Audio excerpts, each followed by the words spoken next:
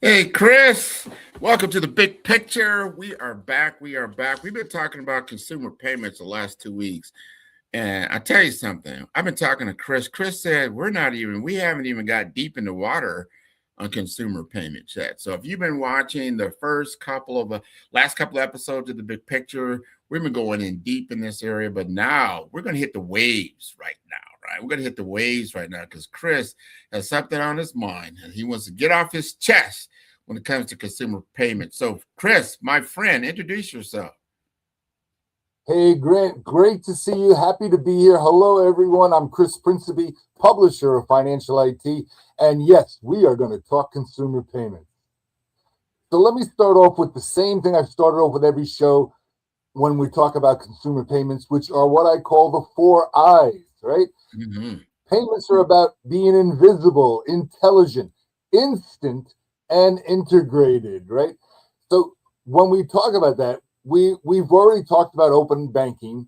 We've talked about the buy now, pay later, which it's a great feature. I don't like the idea that it encourages people to get in debt. Don't get in debt, but Right. it's very useful. But now we're going to talk about what's going to be the big fight in consumer payments, and it's Okay. starting already. So, Grant, what's the big fight is going to be over what we are calling super apps. Super apps. Oh, I like that. I like Yeah. that. Yeah. So So talk to me in about super theory, apps. or Well, what do you mean, like all inclusive platforms? Like when you go to like a place like Jamaica, you got the all inclusive. You don't have to leave my resort. Everything you need is right that's here. right. No need to go anywhere. That's right. That's right. Just ask and it's yours, right? So so the super apps are it's going to be the fight because who controls the super apps will control consumer payments as well as many other things, right? So a super app is one app you will use for everything financial and maybe beyond that. So to Okay. give you an example, it's one app that will connect to your bank account, checking, savings. It'll connect to your crypto account. It'll connect to your Uber account. It'll connect to your shopping account, right? Whatever it is that you're using will be all in one place. So for consumers, simplicity is the word, right? You go into Mm. one app, you can do whatever you want, whatever you need. In fact, what the super apps are going to let you do is with the help of AI, let them do it.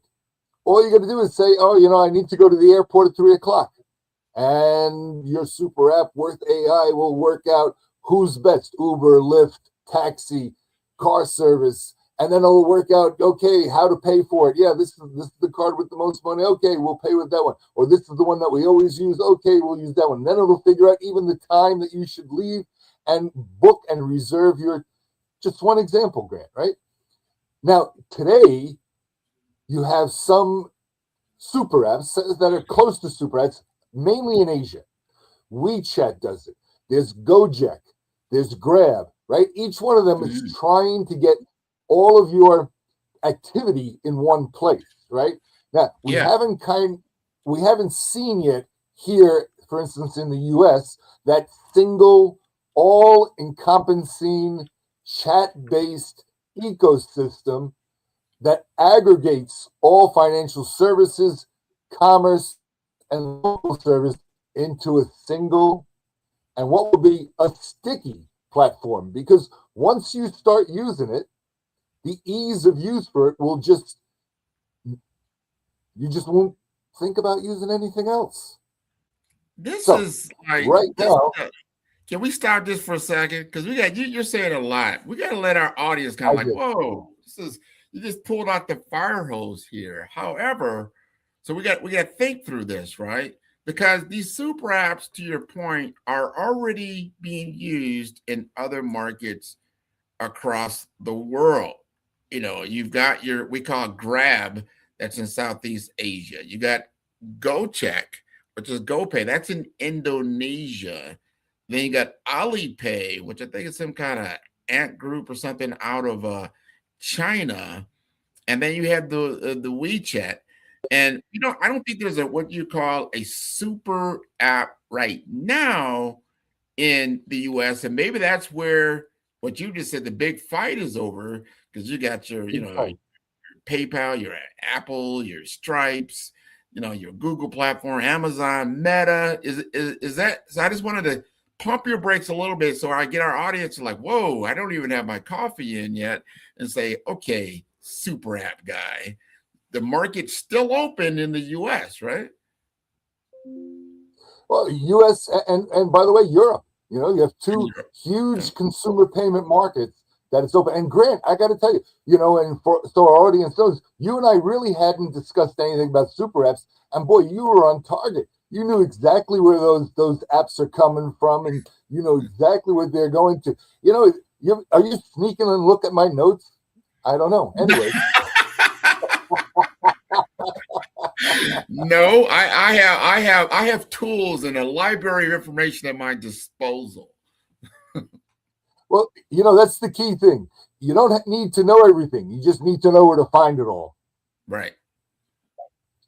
Right. So right now, the fight will be like between Apple Pay, Google Pay, Alipay, Meta's payment system, Amazon. All these big guys are all going to be fighting for it, and they're doing some of it already. Right. Mm-hmm. They're starting to embed themselves into different places, particularly in your phone, right? So that you can automatically do things in different places, but they haven't gotten that holy grail of we are your everything, and that's the goal. Yeah. Right? Maybe I don't know if they're gonna get. Maybe they get there, but people are fickle. People especially when they know the game, like, oh, you want all in one, but it's got to be. And that do I get a discount? Like when you join a travel club, let's say. The reason why you do that because it's cheaper to utilize the travel club than doing it on your own.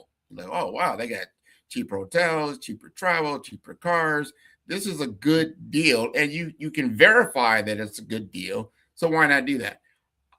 Is the super app really a good deal? Meaning I'm saving money because it's a collective. Well, Grant, I mean, you just spot on with a lot of that. Okay, what will be the main factor is that people will just get used to the convenience and the simplicity. All right. Mm-hmm. Yes, they might know that, I don't know, Google Pay is trying to corral all of your activity in business. But if Google Pay makes it so easy that you just hit one thing and you can do everything. And by the way, some of the things you mentioned, shopping rewards. Yeah, that will be incorporated in there. That when you let AI go ahead and pay for something, it will look and see what shopping rewards are best suited here. If you're buying gas, maybe it's the gas one. Or maybe Rec 2 and it's still better than the gas one. It will decide all that for you, right? So the whole idea of making it sticky by these companies is to make it so convenient and so simple. You don't use anything else. In fact, you won't even really notice it. It'll be pretty seamless. I think you're right. And I think about that because like Amazon is so easy to use. You've already got my credit card information. I know if I order it in in the US, I'm going to get it within hours or a few days. I get free television out of it. I pay $99. I get free shipping. They made it so simple to return things. Like, hey, this is not what I want. Take it to your Whole Foods or something like that. They credit you. I mean, they really have got the consumer experience down to a T. Now, when you go like, why would I do that with Meta? Meta to me, the Facebook world is controversial. I don't want Zuckerberg in my wallet. I don't. I'm like, I still see he's a government entity kind of thing, and I don't like it. I don't like it. Where Amazon has always been, they're not controversial. They're not involved in government that I know of. They're just, hey, this is a great retail operation, and if that's what you're doing, really, is a transaction. I think they got a leg up. Google, I don't know. I'm not sure. We'll see how that all plays out. But these super app, now, here's my question to you, Chris, because I think you might know this. Because it's already in place in other countries. in Southeast Asia, in China. And these companies will that I mentioned, the names of these, current super apps, I can they call it Kojak and GoPay and other. Where did they come from? Were they traditional retail? Were they a social media app? Or were they something else? Well, Grant, let me start off by rewinding back a little bit because you said some important things that we really need to pick apart a little bit, right? Yeah, So, go ahead. okay. So Amazon, everything you said about Amazon, spot on. They have made a super business out of being easy to use, convenient, and giving you as much as they can give you fast and at a good price, right? But when you talk about Meta, for instance, and I don't disagree with you. I mean, look, I have probably 6 Facebook profiles, but all I did was just make profiles of my name in different variations so nobody else can do it and then, make people think it's me. I don't use them. I hold them. It's kind of a security feature for me, right? But when you start looking at what goes on Facebook, okay, and you start thinking about a super app from there, not only can it do all the payments, but there's a lot of things you can buy on Facebook, number one. Number two, it can look at all your social media history that's on Facebook, who you interact with, who makes suggestions to you, what are the things that in the past you've done, and all that can go into fine-tuning how you pay, what you pay for. And even so far as, for instance, why wouldn't they send a message to your son and say, hey, listen, dad just bought this. It was a great deal. Do you want one? You know what I mean? All this kind of stuff is possible when you talk about what social media, what a Meta has, what Facebook has in terms of information and access to it. And then you drop AI on it to go through it all really quickly and now provide you with real benefits. Not only that, any of these super apps, but especially like one on Facebook, can really search around for what is the best price. And not just the best price, but what is the best price plus shipping, plus tax, right? Because where you buy it from could make a difference. You might see a $10 price for something and not notice it's $5 of shipping. And then you would miss the $11 priced item that includes shipping. You see, but AI can do it for you. And as I said before, look at where's the best rewards. I'm getting 1% from this one. Hey, but if we use this one, we get 2%, right? So all these things come into play, like you said. And, people will make their decisions on these things in a lot of ways really based on what they're using a lot of today. Somebody who's on Facebook a lot is naturally going to start looking at Facebook super app first. Somebody like, how dedicated the Apple people are to Apple, right? Yeah. There are people who's have only in their lifetime only had Apple phones, which is great. And, there's your branding and your marketing from Apple. But those people, of course, will look and see what is Apple doing for us, right? So you can see where there'll be some segmentation in the world. But people like myself, who really I don't have allegiance to any of them, I'll look at which app does what I need in the best way, and that could be any of them. I think, man, well, we're going to see what works. We're going to take a quick break because I'm telling you, I'm still drinking from the fire hose here. And I'm thinking through this whole super app. And I want people to know that there's a super app being built right now called OneConnect in the Virgin Islands in St. Croix that has been done by a SETI case through Anthony Weeks. And I want you to take a look at that because that's a great way to come to the island. How many times you go to the island, you don't know what to do, where everything's at. Am I getting the best rate, this and that? And then it's not only in St. Croix, you have 340 Connect, you have 402 Connect, it'll be in Omaha, Nebraska, but you'll see 305 Connect in Miami, Boston, and all these other markets. So get a view of that. And when we come back, we're going to unpack more of this. Thank you. Imagine, if you will, a single point of connection that puts at your fingertips all of the things that we do in our daily lives with ease of access and convenience. Whether in your personal life, for work, travel, and entertainment with family, friends, and in your work life. The new OneConnect app is all you need to make your life more manageable and efficient in maximizing the best use of your time. The OneConnect app is your new connection in a world of busy people with lots to do and not enough time to get things done. OneConnect app was created with you in mind and is all you need. Download OneConnect app now. Also visit us at www.oneconnectapp.com.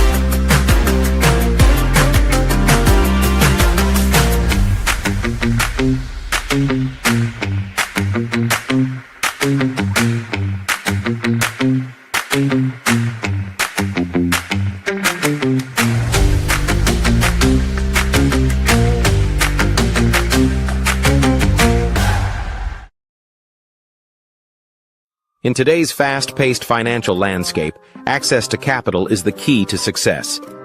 At the heart of this revolution is Case Capital Markets, powered by SETI-Case. Here, innovation and investment converge, creating a dynamic environment where businesses can thrive and reach new heights.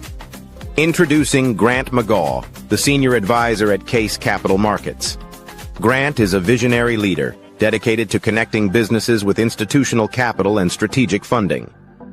His expertise opens doors to game-changing investment opportunities, making him an invaluable partner for companies looking to scale and succeed in the competitive world of finance. With an impressive 25 years in technology, 9 years in healthcare, and 6 years in investment banking, Grant McGaw has a proven track record. He has successfully closed over $500 million in high-value transactions, seamlessly bridging technology, healthcare, and infrastructure with innovative financial solutions. His experience is a testament to his ability to drive success. Case Capital Markets offers businesses direct access to over 32,000 venture capital firms, private equity funds, family offices, and institutional investors. This network empowers mid-market companies with under $100 million in revenue to scale beyond their limits, unlocking unprecedented growth potential. Debt, equity, growth capital, public offerings. These are the building blocks of the future of capital access. Whether you're scaling a business, seeking investment, or exploring market expansion, Grant McGaw is your trusted partner. Together, you can unlock capital and create long-term financial success. The future belongs to those who take action. Are you ready to elevate your business?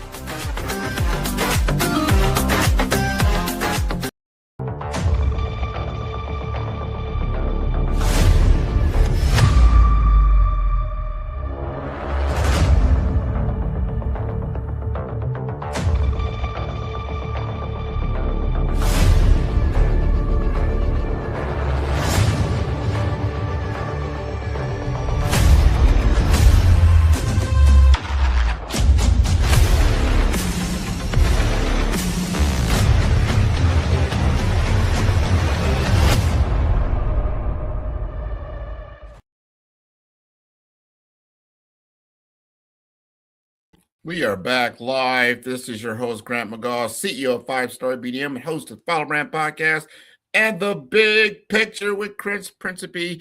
He is the publisher of Financial IT. I'm telling you, if you really want to know about financial IT, he is the guy, the group.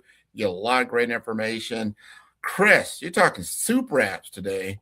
What say you? Yeah, I mean, super apps, it's become one of my new focuses for good reason. because these will be what will dominate us in the future. And I love your finishing touches on that last segment and the segue right into the commercial, because yes, there is an app that is taking a position in the super app genre right now from Steady in the Case Capital Markets.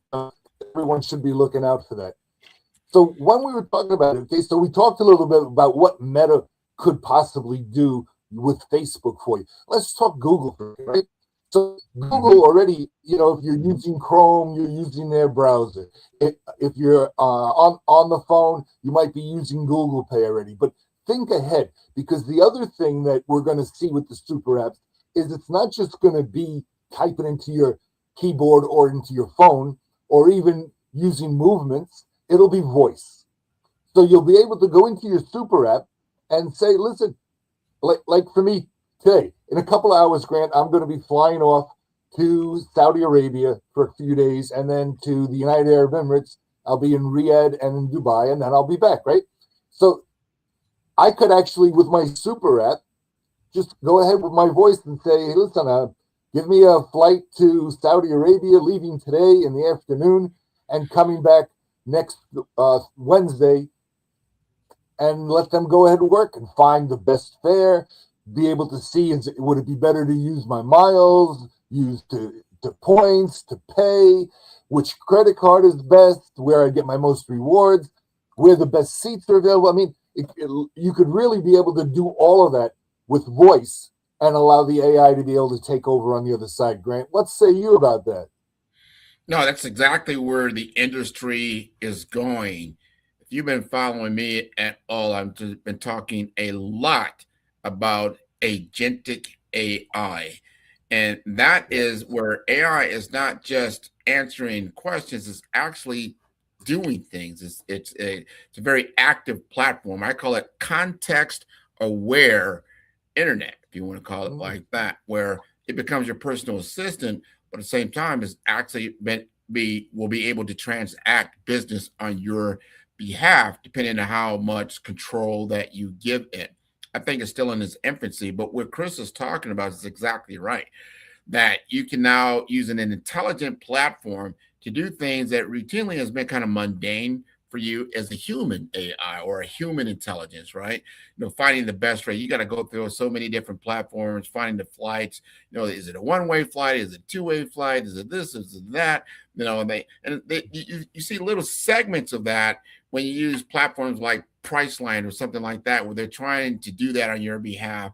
But now you have this machine intelligence that can do that for you. And so we're going to see how this plays out. It is what I call a communication tool. There's three things now in business that I want people to truly understand, especially from a brand perspective. Your technology should be able to give you three distinct things. What are those three distinct things? It should give you speed. If it is not doing it quicker, faster, better, then it's not great tech. The other one is what you just alluded to, Chris, and that's communication. If it's not communicating at in different modalities, where there's text, where there's video, whether it's audio, in many different modalities on your behalf, you got to look at that. The other thing is scale. How is it scaling your reach in what you are doing? If it's scaling the platform and getting you better opportunities and better reach, now you've got a great technology. So going back to this super app, if it's doing those three things, it can do what you need it to do faster. It can get Chris over to Riyadh, and he's got the best hotel, he's got the best food, he's got the best service, and he's got the best pricing, and he trusts it. The trust layer is very important. He's got to be able to trust that is exactly what he was able to get, from his technology, his super app. It was speed. It communicated to him exactly what was happening and has an audit trail for him so he can take a look at all those things. And then it has scale. So you say, you know what? Why don't you plan out my entire year, Chris said, because I know where I'm going. And now it starts to do all this, and it'll continue to do this because prices change. And as he gets closer to it, this is where we're going into a context-aware fabric or an intelligent platform modality. So Grant, I mean, perfect points you have there, right? And think about the same thing that we just talked about in travel. Think about for grocery shopping, right? Mhm. There's things that you repetitively buy, things that you need at certain times. You'll be able to allow the AI in a super app to be able to go out there and see which store is the best supermarket for buying this particular products, which ones deliver, where's the best price. I mean, all those kind of things. Think of it also in clothes shopping. Okay, it knows your sizes and everything. It can tell from your past history what you like to wear, what colors you like. It can do all that for you also. I mean, really, one of the big things here is the most valuable commodity we have in the world is time. Mhm. And this will certainly be a time saver. And that, to me, is a really critical point. And really, you can let it shop for anything. You want to buy a car, you can let it go out. You need insurance, of course. We all have to pay insurance, right? You can go out there and it can search on all the different insurances for you and come back with what could be the best price. So there's really a lot of things that are real time savers, right? 100%. There's a And if lot of it's things all that in one and it's easy to manage, Mhm. right? So if it's a super app, it's telling me, okay, it's in a container that is a trusted container. Obviously, it's got to be a trusted container that it's going to deliver to me in the best possible way. To your point, car shopping. How many times you got to go either online? You've got to find, a particular vehicle, and I'm just going to say whether it's used or new, and see what the best deal is, or it gives you information you don't know. Remember, Consumer Reports, like you didn't know that 2020 Ford Escalade, or I'm just going to throw out a car name, whatever it may be, had all these kind of recall problems. Like, I didn't know that. Usually, the dealers, they're going to tell you that, but it starts like, hey, this is not a good deal. But here's why. It's not going to just say it's not a good deal. So there's a lot of, so you don't have to do as much research, I guess is what I'm getting to. You shouldn't have to do as much research to get the best possible result that is trusted information. I know Chris loves that word trust because you got to have a trusted platform and that this information is correct, which is kind of where it lives. Yeah, and trust really is important. I mean, everything is basically built on that. Our personal relationships are built on that. Our banking relationships, our financial relationships, our consumer. With certain stores that we prefer over others, maybe because it was a good experience at one store, not a good experience at another store. All these things go in there. But the beauty of a super app that has that AI layer, and agentic AI is the correct term for everyone, that has that kind of layer, can go out there and do all those things for you. And either you can allow it to go ahead and make the choice, right? And purchase it for you and just send you a message, okay, this was bought at this price and it's coming in on this day, right? Or you could allow it to give you the information and then you make the choice. So there's still a lot of control, and you still have the trust because you're going to be working with all the providers that you work with your same bank. And while I want to really encourage people trust everything your bank says, but you need to trust your bank to some extent because they have your money. Well, if you So don't, you these kind of definitely need things. to look at some others. Yeah. And then Grant, look at the medical field, for instance, right? When you go to the doctor, you want to get a second opinion, you could let your super app do that for you. See what other doctors in there, see what's the price of services, because I know on the medical side, I mean, since I'm a kid, right? It's like, well, if the doctor says that, that's what it is. And most people don't check around, don't see what else is available, what new therapy and treatments might be out there. Because, and in fairness to a doctor, if a doctor's like my age, right? Yeah, he has great experience because he's seen 40 years of patients, but Yeah. he might not be up to date on everything.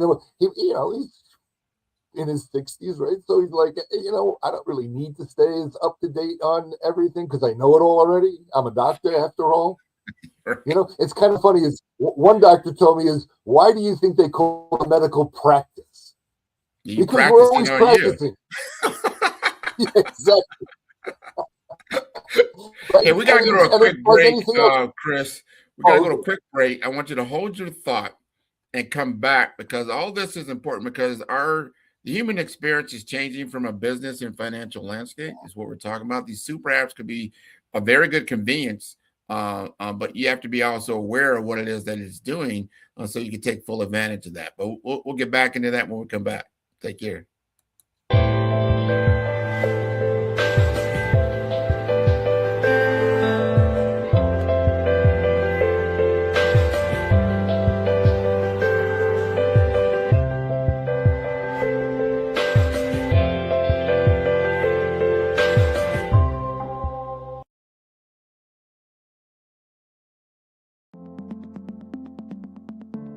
The difference between influence and legacy, it's the platform that carries your voice. You're not visible because you lack talent. You're visible because your brand doesn't speak. I've built 5-star BDM to change that. Most leaders have the expertise, but not the presence, the vision, but not the vehicle. Across 3 cities, one brand is helping leaders rise above the noise. Here in the heart of Omaha, strategy isn't left to chance. It's engineered with precision. In Omaha, we engineered your Zachner brand, AI-powered, data-driven, precise. TISA went from a local nonprofit to a national speaker in 90 days. We don't guess your brand strategy, we build it. On the shores of St. Croix, your brand takes on depth and meaning, shaped through curated retreats and legacy experiences. In St. Croix, strategy becomes soul. Our retreats don't just refine your message, they rediscover your mission. One founder rewrote his entire company story here. Funding followed 30 days later. This is where leaders remember who they were meant to be. In Vibrant Miami, momentum meets amplification, transforming your voice into a movement. In Miami, your brand becomes a movement. Business development accelerators, audience building. Joy came with an old website and an outdated company name, but she left with 5,000 followers and a waiting list. This is where you scale with soul. 3 cities, 1 mission, your legacy ignited. It started with a thread. Let's pull it together. Stop blending and start leading. 5-star BDM, where legacy is engineered, embodied, and ignited. Visit 5starbdm.com and book your brand audit today. Welcome to our TV network, your ultimate destination for all things exciting and essential. From mouth-watering food to the latest in fashion, health, education, music, movies, and news, plus thrilling sports and breathtaking travel, our TV network brings it all to you. Tune in today and experience the best of every world, all in one place, RTV.network.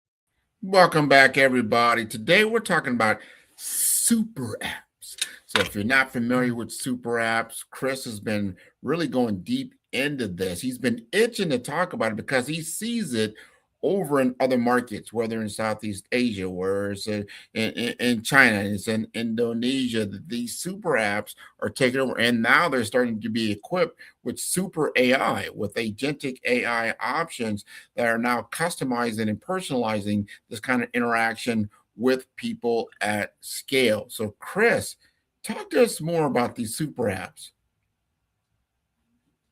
So, Grant, we're seeing this movement to the super apps. It like I say, for me, it's going to be like a heavyweight fight because it's all the really biggest companies are all going to get in there because they want to try to dominate this. Because if they dominate this, then they have a flow of traffic and business and a revenue stream that'll be pretty amazing, right? And they're quite right in that.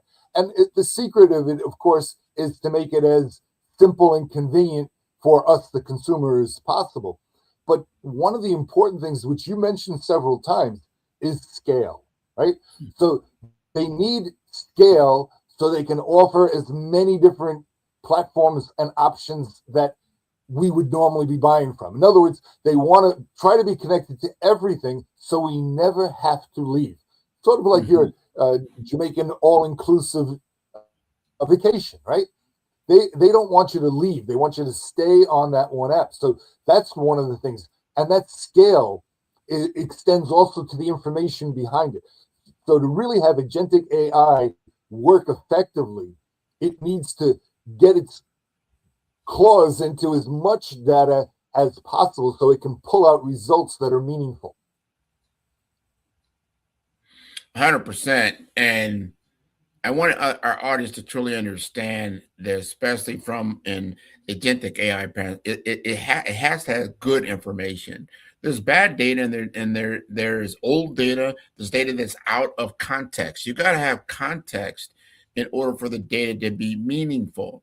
So just give you an understanding of where AI kind of sits. AI is really in the data and information era right now, but it's slowly getting into upscale into what we call context and the experience layer, where human beings actually operate. We operate in experience and we operate in context.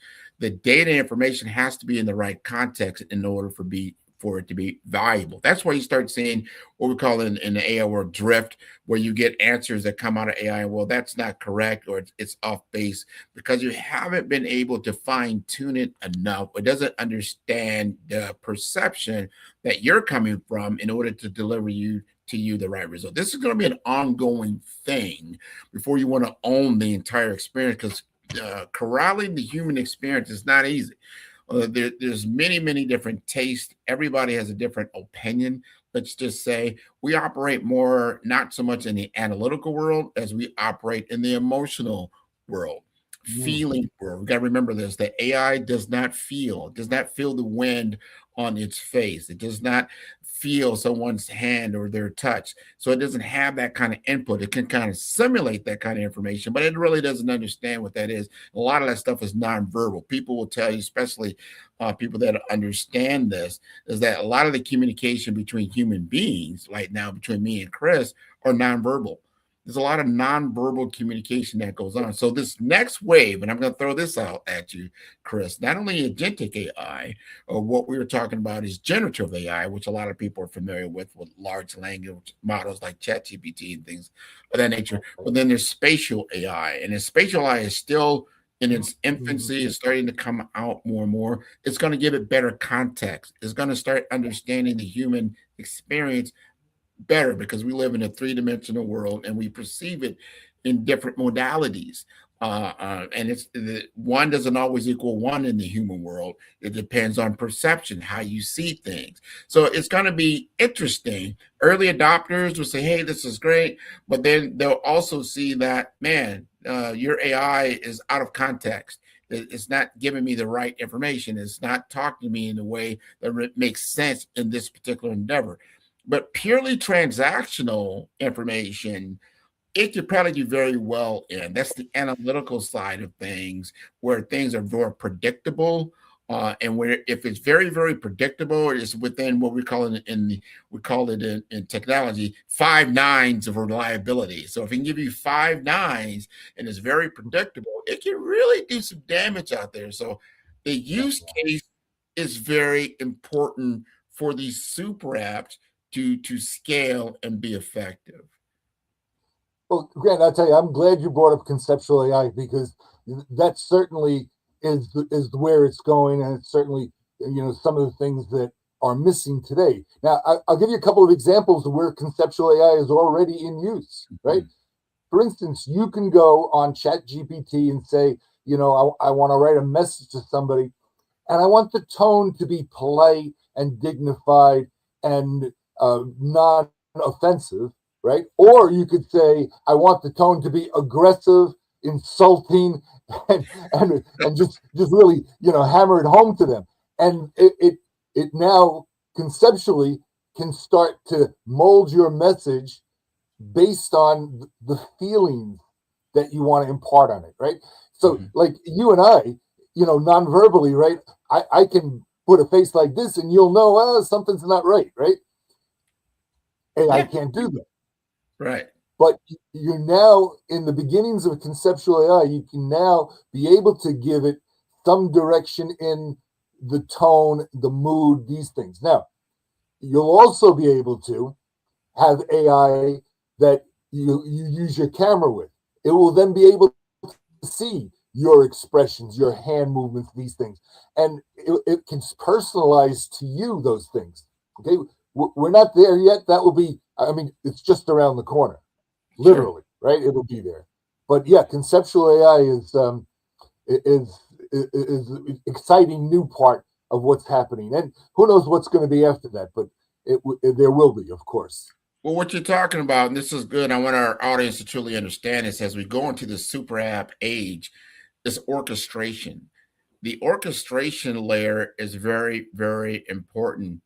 And understanding that, variables change. This is the biggest kind of issue right now in anything that is I call kind of agentic to a certain degree, is that the variables change. And because there are variability and everything, and when I say that, think of it like this. When you wake up in the morning, typically, and you map out your day, you can kind of see your 8 to 10 to 12-hour workday.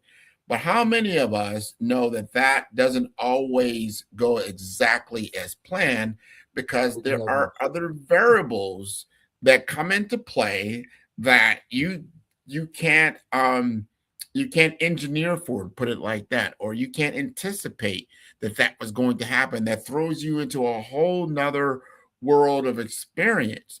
And so when AI is not that nimble, it's not that flexible, it can't just assume that's going to happen. So it doesn't. So it can only give you good information. The closer it gets, think of it like this. And I use this context in the last podcast I was in. As let's just say you're driving in an unfamiliar area, and you can't tell if you're coming up on a billboard that has a picture of an actual mountain scene, or are you actually approaching a beautiful mountain scene? This is the problem with AI today. It can't really tell the difference until it gets closer and closer and closer and says, oh, that's a picture of a mountain scene and not an actual mountain scene, which could be totally different. Because if you're driving in a car, it's like, hey, you need to either slow down and pay attention to what you're doing, or it's not really relevant to a driving experience. So this is very important as we go forward. We can't offload everything into an AI world when it comes to decision making. A lot of the decision making still has to be in the human world, and understanding, as I said earlier, about context. Understanding context and experience is very important, but it can give you at speed, at scale, and can communicate very predictable models. And if you stay within the predictable model world, I think these super apps can really take off. So Grant, I want to move into something a little bit different where, AI can't help us at all, right? And just tell you a little personal thing that happened over the weekend. The last few days, I was actually in Grand Rapids, Michigan. And on Saturday, for instance, they tied the record for coldest weather that was set in 1948 of negative 19 degrees. I'm a Florida boy. This just wasn't for me. But what happened is I needed to loosen a bolt that was too tight. So what, of course, is the first thing in mind that you use for that? Do you know? What would you use? Me? The first thing I would use in 19 below zero weather? Because I'm almost kind of in that. I'm in Omaha, Nebraska right now. The first thing is heat my car before I even think about it. So I'll give you the answer real quick. and you'll recognize this right. Trusty old WD-40. Oh my God. Yeah, you got to get unstuck for sure. Right. Spray a little bit on the ball. And you know what? And it worked. And it came off. Well, it got me to thinking. Well, I've used WD-40 for, my whole life. I mean, my father told me this is what you use, right? So it stuck with me my whole life. But I never really looked into what is WD-40, right?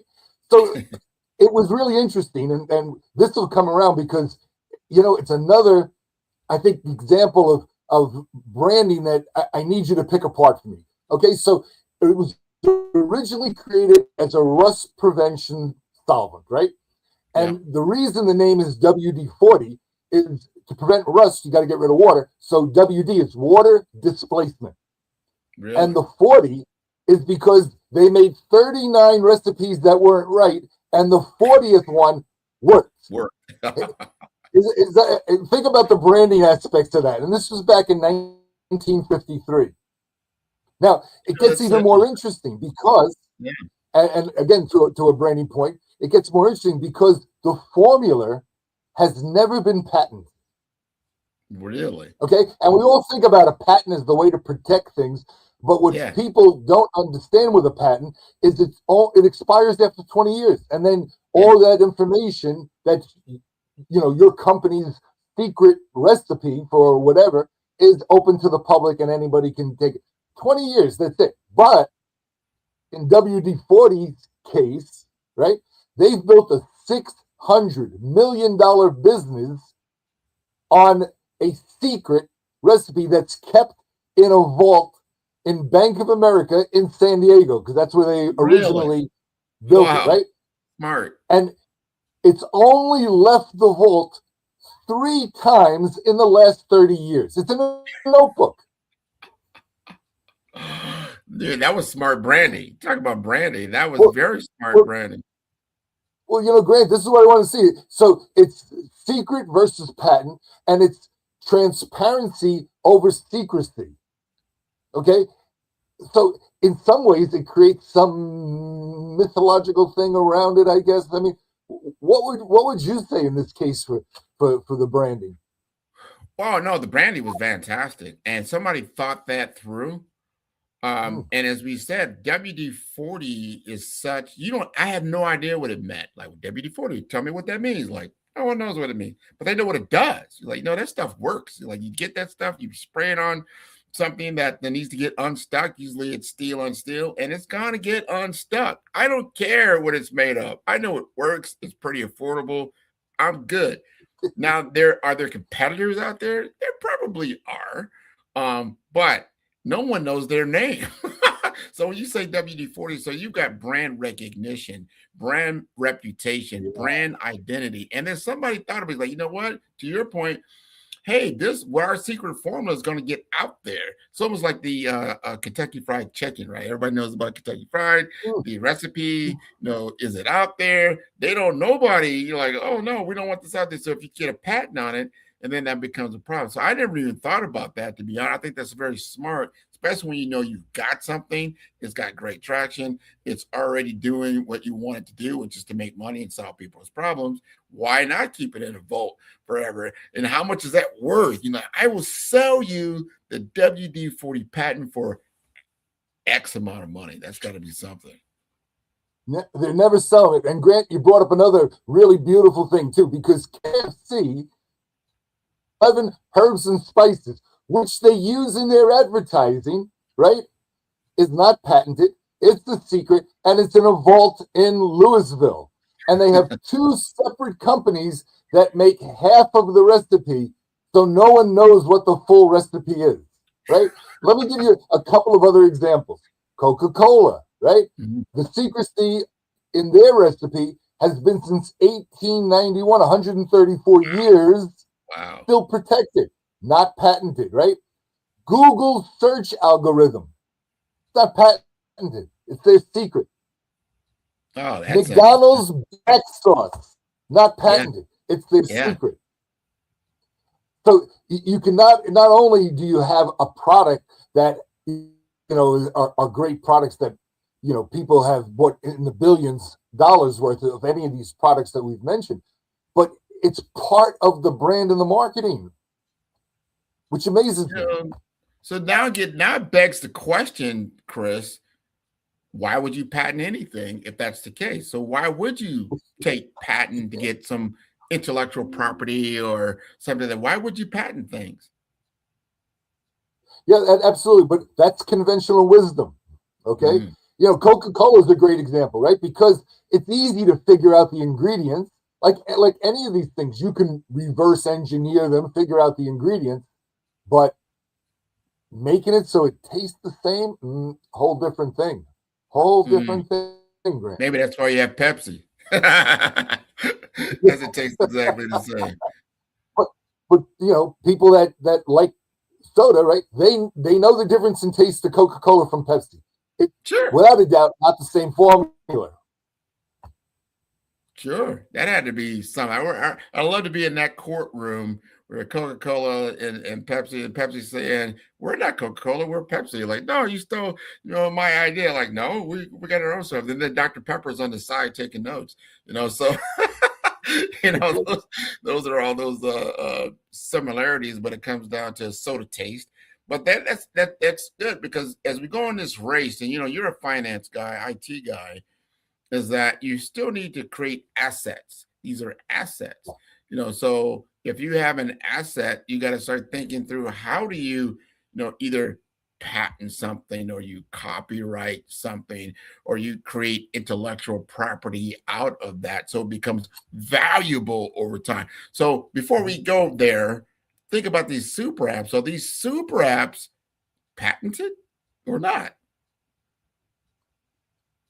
Well, Grant, that's part of the direction that we've got to talk about. I mean, what in them would be patentable? Yeah, there certainly is the code itself, how it's written, so that another company can't copy that code without infringing on your patent. And by the way, in technology, I think there's less of a concern on 20 years of patent, right? Because 20 years of patent, likely your technology has been replaced before 20 years is up. Now, WD-40 hasn't been replaced since 1953, and there's over 2,000 documented usage for WD-40, right? I mean, KFC, KFC is not going to change their formula, because that's what people come and that's what they enjoy, right? And they don't need to. But when it comes to the technology side and the super apps, yeah, it's very likely that that you'll patent that, because you want to get a year running start, a 2-year running start, whatever you can, a couple of months even in the way technology is today. Right. Good point, Chris. We've got about 4 or 5 minutes left here, and as we wrap up, the U.S. does not have a super app today. There is no what you would call quote unquote super app right now operating in the U.S., which begs the question, why? Is there a regulation issue? Is it a banking issue? Is it just they're just behind issue, or what do you think? Well, I think it's a couple of things. There's no regulatory issue that I'm aware of, right? There's no law or rule that prevents it that I'm aware of, right? What I think the issue is, more than anything, is that, and let's look at some of the markets where there is a super app, right? Take China, for example, right? Alipay as well as WeChat, dominate those markets for so many other things, right? There's not the level of competition there. There's also, the captiveness of that audience to be able to just get into one app and continuously use it, right? And there's some mindset and culture that also funnels into that. Here in the US, there is device loyalty, number one, right? Okay, so it almost doesn't matter what Google might do. If I'm an Apple person, I'm an Apple person. I'm not changing, and they don't change, right? That's the beauty of one of the beauties of Apple in as far as its business model goes, right? People, they buy their iPad or they buy their iPhone, they're not changing. So that certainly gives Apple an opportunity. The issue that Apple then has is, and this is the issue for all of them, is you need to be connected. You need to be integrated to all these different things to make a super app work. And to me, that's the biggest roadblock we have in this country, or in the Western market in general. I'd include Europe in this too, is that it's very difficult to get people to integrate and to be connected to that one app. Because which one app should we be connected to? And if you're connected to all of them, which, for instance, I don't know, if I'm Uber, I want to be connected to Apple Pay, Google Pay, Alipay, on and on, right? But that gives me, as an app, some advantage. But that removes the exclusivity that Google or Apple can go out to the market and say, we have everything here. Well, Apple has everything here too, and so on. So we have that kind of issue. So and it's too big a thing, despite the size of these companies, right? Whether it's Google, which is who is it, ABC, right? And these huge companies like Apple and Microsoft, and then even though Amazon, even though they're that big, they don't have the money to buy every app. Right. So they'll need to do these partnerships. And if I'm doing a partnership, why wouldn't I want to leave it open to partner with everyone? So this has to be sorted out as we go forward. And likely the solution is that, those big apps will have to give in and let the apps that do things for each one of the apps, and allow people then to just decide which super app is better for me. If I'm an Apple person, I'm going to think the Apple super app is better. And Grant, the interesting thing is, if you look at the U.S. market, you look at the European market. I mean, we're talking, 600, 700, 800 million people. So, you can have an amazingly profitable business with just getting a segment of that. And so that's what I see is happening here more than what we've seen, for instance, in Asia, is that we'll have more segmentation here in the market. I 100% agree with that. What you said, the segmentation, cultural, what is the cultural dynamics, the government, what's there, captive audiences like in China where you don't have as much choice. I believe that you do have in the Western countries. But I take a page out of what the One Connect has done. It's a specialized super app, right? So you have specialization of that app and a use case. Why are you logging into this super app to do X?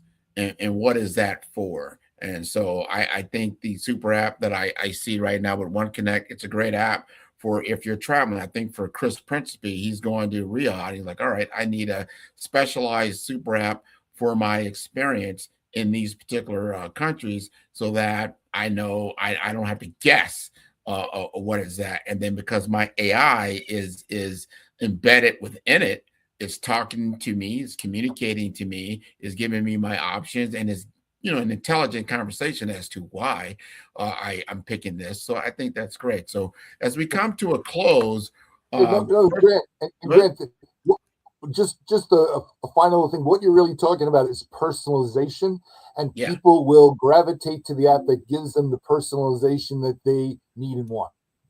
Exactly. No, exactly. So enjoy your trip to Riyadh. When you get back, or if you're not, we can find out what's going on over there. Love the conversation that we have. I think we're learning something here, and I really appreciate you. So take care. Goodbye from the big picture. Thanks, Grant. Great seeing you. Welcome to our TV network, your ultimate destination for all things exciting and essential. From mouth-watering food to the latest in fashion, health, education, music, movies, and news, plus thrilling sports and breathtaking travel, our TV network brings it all to you. Tune in today and experience the best of every world, all in one place, rtv.network.